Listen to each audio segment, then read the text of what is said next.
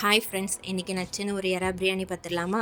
First எறாவில் கொஞ்சோண்டு உப்பு, மஞ்சள் தூள், மிளகாய் தூள் போட்டு நல்லா விரவி வச்சுக்கோங்க. அது கூட இஞ்சி பூண்டு பேஸ்ட்டும் சேர்த்து நல்லா விரவி வச்சு, எந்த இதில் நம்ம பிரியாணி பண்ண போகிறோமோ அதில் எண்ணெய் ஊற்றி இந்த எறாவை நல்லா ஃபஸ்ட்டு ஃப்ரை பண்ணி எடுத்துக்கலாம்.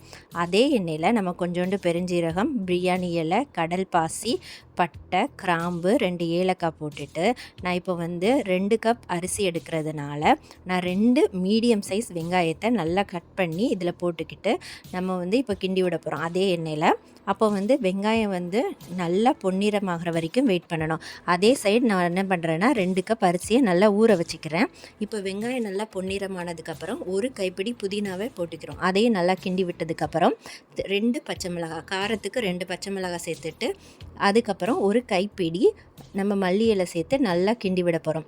நல்லா கிண்டினதுக்கப்புறம் என்ன பண்ணுறேன்னா 2 சின்ன சைஸ் தக்காளி எடுத்து அதையும் சேர்த்து விட்டு, தக்காளி வெங்காயம் எல்லாம் நல்லா சேர்க்குற மாதிரி நல்லா கிண்டி விட்டுக்கிட்டே இருக்குங்க. நல்லா வேகணும். வெந்ததுக்கப்புறமா நம்ம என்ன பண்ண போகிறோம் அப்படின்னா, தேவையான அளவு கொஞ்சோண்டு இஞ்சி பூண்டு பேஸ்ட்டு அரைச்சி வச்சு அதையும் போட்டுக்கிறோம். இஞ்சி பூண்டு பேஸ்ட் அடிப்படாமல் இருக்கிறதுக்காக தேவையான அளவு கொஞ்சோண்டு கல் உப்பு, உங்களுக்கு உப்பு எவ்வளோ தேவையோ அந்தளவுக்கு நம்ம உப்பு போட்டுக்கிட்டு இதையும் நல்லா கிண்டி விட்டுட்டு, அந்த கிரேவி பதத்துக்கு நல்லா வர மாதிரி இருக்கணும். அதுக்கப்புறம் கொஞ்சோண்டு மிளகாய்த்தூள், தேவையான அளவு கரம் மசாலா, தேவையான அளவு பிரியாணி மசாலா எடுத்துக்கிறேன். இந்த 3 கூட கொஞ்சோண்டு சீரகத்தூளையும் ஆட் பண்ணிக்கிட்டு இந்த 4 மசாலாவையும் நல்லா கிண்டி விடுங்க. கிண்டி விட்டுக்கிட்டே இருக்கும்போது நல்லா அது அந்த கிரேவி பதத்துக்கு வர வரைக்கும் நல்லா நீங்கள் கிண்டி விட்டுக்கிட்டே இருங்க. அந்த கிரேவி வரதில் தான் இந்த பிரியாணி டேஸ்ட்டே இருக்குது. அதுக்கப்புறம் கொஞ்சோண்டு தயிர், தேவையான அளவு தயிரை ஊற்றி நல்லா கிண்டி விட்டுக்கிட்டே இருக்கும்போது இங்கே பாருங்கள் இப்படி இந்த கிரேவி வந்திருக்கு. இந்த சமயத்தில் நீங்கள் என்ன பண்ணணும்னா காரம் உப்பு கரெக்டாக இருக்கான்னு பார்த்துக்கோங்க. அதுக்கப்புறம் நம்ம என்ன பண்ண போகிறோன்னா, பொரிச்சு வச்சுருந்த எறா இருக்குல்ல, அந்த எறாவை இது கூட ஆட் பண்ணிவிட்டு நல்லா கிண்டி விடணும்.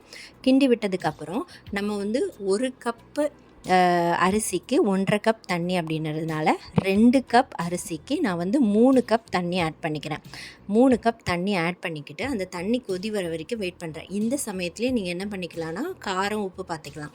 அதுக்கப்புறம் கொதி வந்ததுக்கப்புறம் நம்ம ஊற வச்சுருக்கோம்ல அரிசி, அதையும் சேர்த்து ஆட் பண்ணிக்கிட்டு இப்போ ஒரு கொதி வர வரைக்கும் வெயிட் பண்ணிக்கிட்டே இருக்கலாம். கொதி வந்ததுக்கப்புறம் கொஞ்சோண்டு லெமன் சாறை எடுத்து ஊற்றிக்கோங்க.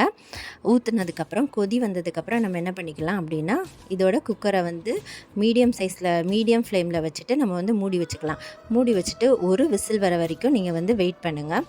ஒரு விசில் வந்ததுக்கப்புறம் அடுப்பை ஆஃப் பண்ணி விட்டுட்டு, அதுக்கப்புறம் ஒரு 2 or 3 மினிட்ஸ் வெயிட் பண்ணிவிட்டு அந்த விசிலை மேலே லைட்டாக தூக்கி விடுங்க. தூக்கி விட்டுட்டு அந்த ப்ரெஷர் போகிற வரைக்கும் வெயிட் பண்ணுங்கள். இல்லை வெயிட் பண்ணதுக்கப்புறம் நம்ம திறந்து பார்த்தோன்னா செம்மையான ஒரு ப்ரான் பிரியாணி ரெடி ஆயிரும். நீங்கள் அப்படி தூக்கி விடலை அப்படின்னா என்ன ஆயிரும்னா, இந்த அரிசி பாஸ்மதி அரிசி குழஞ்சிரும். கண்டிப்பாக செஞ்சு பாருங்கள். டேஸ்ட் அவ்வளோ அருமையாக இருக்கும். பாருங்கள், ஒவ்வொரு அரிசியும் எப்படி உதிரியாக இருக்குன்னு பாருங்கள். ரொம்ப ரொம்ப ரொம்ப சூப்பராக இருக்கும். அந்த ப்ரான் வறுத்த எண்ணெயிலேயே இதை செய்யுங்க, அப்போ தான் நல்லாயிருக்கும். அடுத்த ரெசிபியில் சந்திக்கலாம்.